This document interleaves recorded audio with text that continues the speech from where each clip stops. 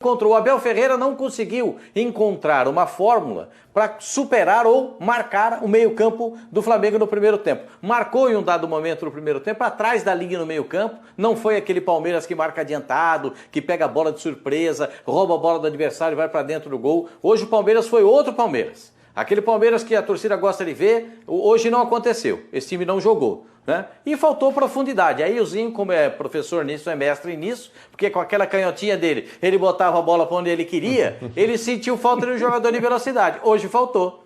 Por quê? Porque os jogadores do Flamengo jogavam em linha, às vezes até os 4 zagueiros, né? Os 2 laterais não subiam tanto e os 2 homens da zaga. Aí depois o Rodrigo Caio ainda sai no primeiro tempo, 33 minutos, se não me falha a memória. E aí era um jogador de velocidade. Era um Veron, era o Rony, para chegar com velocidade, entrar em diagonal nas costas, né? Saindo do lado para dentro do campo. Os treinadores chamam de facão. Então o Palmeiras se ressentiu de muita coisa hoje, melhorou um pouquinho no segundo tempo, mas o Flamengo atropelou, engoliu o Palmeiras. O Veron e o Rony não foram a Brasília, né? O Veron se recuperando de contusão, assim como o Patrick de Paula também, não era opção no banco de reservas dessa vez para o Abel Ferreira. Esse meninozinho aí conhece um pouco de Flamengo e Palmeiras, conhece um pouco desses dois times, mas vamos dar uma olhada nos números do jogo? Põe na tela para a gente acompanhar. Flamengo 2, Palmeiras 0.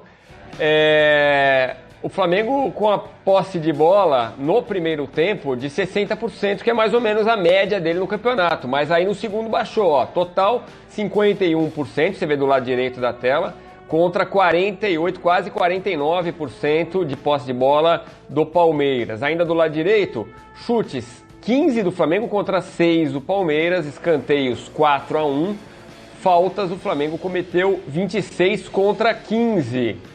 Aliás, já vou jogar para o Simon já para saber se o jogo foi muito faltoso. 26-15 dá 41 faltas.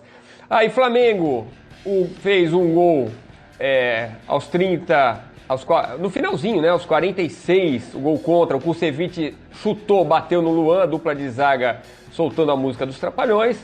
O PP fez o segundo gol aos 38. Do lado do Palmeiras, cartão amarelo pro Veiga, pro Luan. O William Bigode foi o cara que mais tentou, 2 chutes, o Everton fez 5 defesas. Que tal a arbitragem e o número de faltas? Carlos Simon, boa noite, companheiro, tudo bem? Boa noite, Edu, Pascoal, Zinho, a todos que estão nos acompanhando. O árbitro Sávio Pereira Sampaio apitou bem o jogo. O número de faltas foi muito alto, 41 faltas.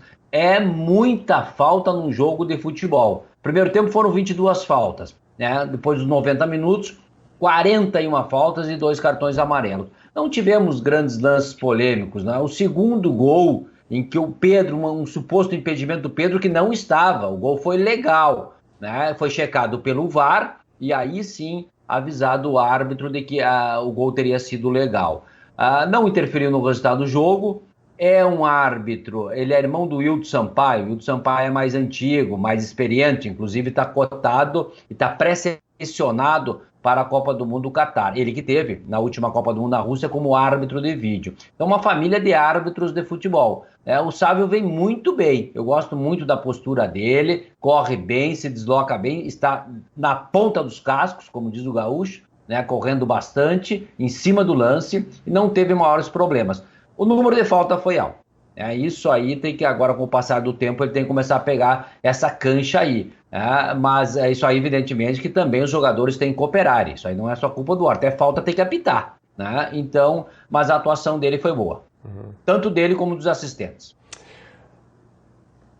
Muito bem, a gente já conversa mais. Vamos lá para o palco do jogo. Partiu Brasília. Tempo seco, tempo quente, jogo quente, o Flamengo pula para a 3ª colocação com essa vitória. Meu xará, Eduardo de Menezes, tudo bem, companheiro? Boa noite.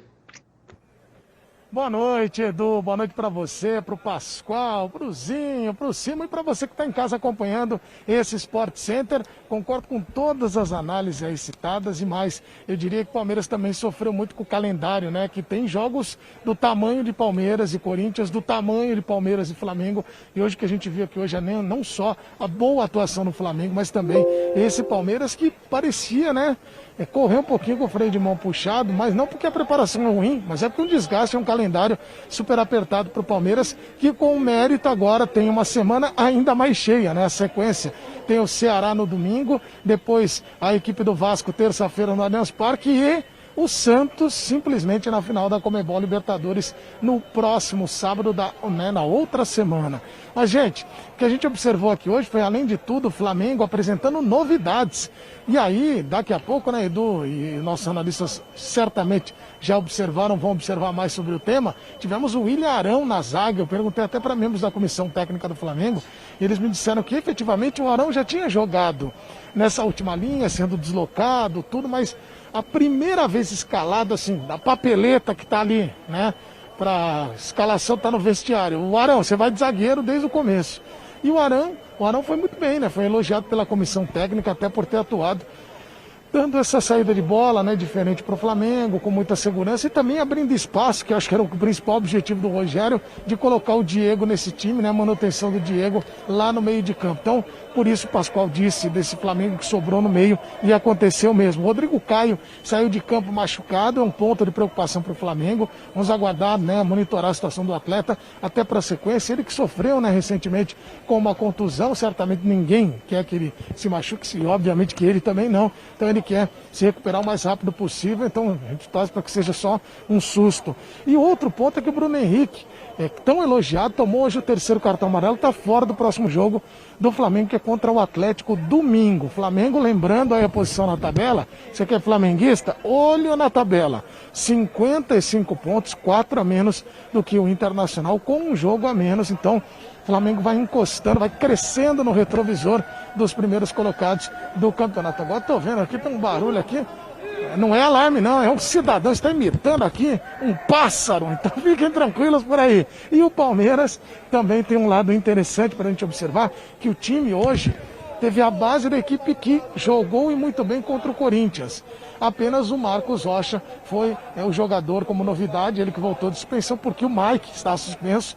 Então o Marcos Rocha voltou de suspensão e voltou a jogar pelo Palmeiras, por ser vítima mantido na zaga. Então o Palmeiras que agora vai pensar, como eu disse, no Ceará. Então deu para observar tudo isso aqui num jogo que eu já fiz Palmeiras e Flamengo aqui em Brasília, em tantos outros lugares, mas Brasília em especial. Certamente, Edu, isso aqui estaria lotado, que infelizmente nós vivemos essa pandemia, né? E obviamente que os cuidados são necessários, então ninguém tem que estar por aqui mesmo, mas seria um estádio com outra atmosfera. Mas o Palmeiras hoje, na avaliação, acho que eu concordo muito com o que vocês falaram aí, não jogou, mas o Flamengo sobrou, jogou muito. O Palmeiras parece sentir também um pouquinho desse calendário. O Palmeiras jogou segunda, hein? A impressão que dá, Edu, sabe aquela história quando o pessoal fala assim, nossa, o ano tá passando tão rápido? A impressão que eu tenho é que o jogo contra o Corinthians foi ontem. Então a coisa tá tão maluca, né, nesse calendário, em virtude da pandemia, né, Edu? É dureza. Daqui a pouco a gente volta para Brasília com as palavras dos treinadores, Rogério Ceni, Abel Ferreira. Obrigado, Xará. Qualquer coisa, chama que a gente volta contigo aí. É isso, Ozinho. Foi terça River, sexta Grêmio, segunda Corinthians, agora quinta Flamengo. Uma sequência duríssima, realmente. Deve ter influenciado no físico dos jogadores. Acho que tem razão o Edu de Menezes. Eu tive na Rua Turiaçu essa semana. Os palmeirenses estão felizes da vida, né? Tinham vencido o Corinthians. A torcida palmeirense está em estado de graça de estar na final da Copa do Brasil e da Libertadores, mas dessa vez perdeu para o Flamengo. Queria saber se o cansaço pode mesmo ter influenciado, Zinho. Sem dúvida, né? Pode ser um fator determinante, sim. Mesmo porque ele repetiu a equipe, né? Foi falado aí pelo Eduardo Menezes, e é só o Mike que não jogou, né? Suspenso, volta o Marcos Rocha. Ele repetiu, né? Pode ser uma estratégia visando, né? Como eu falei aí, as competições que tem pela frente. Acho que o torcedor palmeirense tem que continuar eufórico, feliz. É claro, o Flamengo se tornou um grande rival também nos últimos anos. Essas duas equipes brigam sempre pelas conquistas e também, né, nas contratações, na parte financeira. Virou, assim, né, uma grande rivalidade. As mídias sociais mostram isso, né, as brincadeiras. Mas, assim, o Palmeiras tem competições pela frente também. Não é que já perdeu o Brasileirão, ficou mais complicado, ficou mais difícil. E também tem jogo a menos aí, né? Esse jogo contra o Vasco mesmo é um. Mas é uma sequência muito pesada. E aí, quando você repete com viagem, repete a formação do time com a viagem também, fica ainda mais desgastante, né? E não são jogos assim que você, de repente vai ser um jogo que você é muito superior, domina, não tem um desgaste. Mesmo o jogo contra o Corinthians se tornou um jogo tranquilo, mas é o clássico, é o derby. Mas aí você pega contra o Grêmio, né? Jogo complicadíssimo. Contra o River nem se fala. Agora vai ter, né? Esse Ceará embalado, né? O Ceará meteu 4 no Goiás, subiu na tabela, já vê a parte de cima. Então é complicado jogar fora de casa contra o Ceará. Aí depois tem o Vasco com a corda no pescoço, brigando para não cair, né? Situação complicadíssima do Vasco. Então são todos jogos que têm o desgaste. E sem contar que, é claro, você está numa final de Libertadores, por mais que se fale, eu volto a dizer, o foco está, né? Você começa a fazer substituições, a mudar um pouco, visando a grande decisão. E não está errado, não, o Abel Ferreira, não está errado o Palmeiras, não. Pede um duelo, né, contra um concorrente ao título, o que está aí com essa rivalidade, porque para mim, eu volto a falar, são os dois melhores elencos, mas venceu o melhor elenco. O elenco do Flamengo é melhor, e mostrou isso no jogo. O Palmeiras tirou um pouco o pé e mais desgastado, o Flamengo foi superior, né? Por mais que os gols saíram aí com algumas falhas, alguns problemas, mas a criatividade, a posse de bola, as finalizações foram maiores do Flamengo, né? Porque os jogadores do Flamengo se interessaram mais pelo jogo do que antes. Vi um Flamengo, principalmente no primeiro tempo, mais aguerrido, né? Quando sai a bola, você já vê a atitude dos jogadores, os da frente principalmente. O Flamengo precisa que esses jogadores marquem na frente, tenham intensidade sem a bola lá na frente. Era o forte desse time com o Jorge Jesus. Fez isso no primeiro tempo, sufocou o Palmeiras. Diminuiu no segundo tempo, o jogo já equilibrou um pouco mais. Então o Flamengo mereceu a vitória, está vivo novamente na competição, muito vivo agora, né? Próximo duelo é contra o Atlético Paranaense, fora de casa. Mais um compromisso difícil, provavelmente sem Rodrigo Caio e com certeza sem o Bruno Henrique, que tomou o cartão. Mas pode ter Pedro e Gabigol juntos. Perdeu alguém ali no ataque pro Rogério Ceni não é problema, né, ô Pascoal? Põe lá o Pedro, que é o 12º jogador, como a gente dizia antigamente. Ainda tem o Michael para entrar, tem o Vitinho, que são jogadores que podem também fazer esse trabalho de profundidade, que é o que faz o Bruno Henrique, né? Tem essa condição. Aliás, o Vitinho até entrou na partida de hoje, está com o cabelo todo estilizado, todo diferente, mas são opções que tem o Rogério Ceni. O elenco do Flamengo é muito recheado, muito completo, são várias possibilidades para que o time consiga jogar as ofensivas. Não tem um jogador, o time do Flamengo tem no mínimo 3 jogadores de velocidade para lado de campo, né? Então, e os 3 estão em boa fase, em boa forma, podem jogar de qualquer maneira. Mas como eu sou fã do Pedro, eu acho que dá para jogar o Pedro com o Gabigol. Eu acho que dá.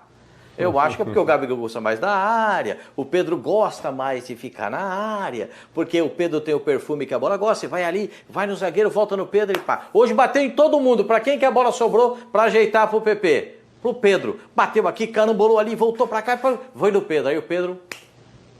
deu passe para fazer o gol. O time do Flamengo tem algumas virtudes que precisavam ser recuperadas. O Zinho tem toda a razão. Essa virtude de marcar a saída de bola. O Flamengo perdeu faz um tempão. Hoje, no primeiro tempo, executou um bom trabalho. Eu sei que não dá para fazer esse tipo de marcação o tempo todo. Tem que fazer um balanço disso. Marcar pressão, meia pressão, voltar até a linha do meio campo. Dá para fazer esse tipo de trabalho. Aliás, o Palmeiras faz isso. Hoje não fez, marcou atrás da linha da bola para esperar um contra-ataque. Mas esperar o contra-ataque com o William e com o Luiz Adriano é um pouco difícil, né? Só se a bola sair por dentro. Pelo lado do campo não ia conseguir. Então faltou o homem de profundidade para o time do Palmeiras.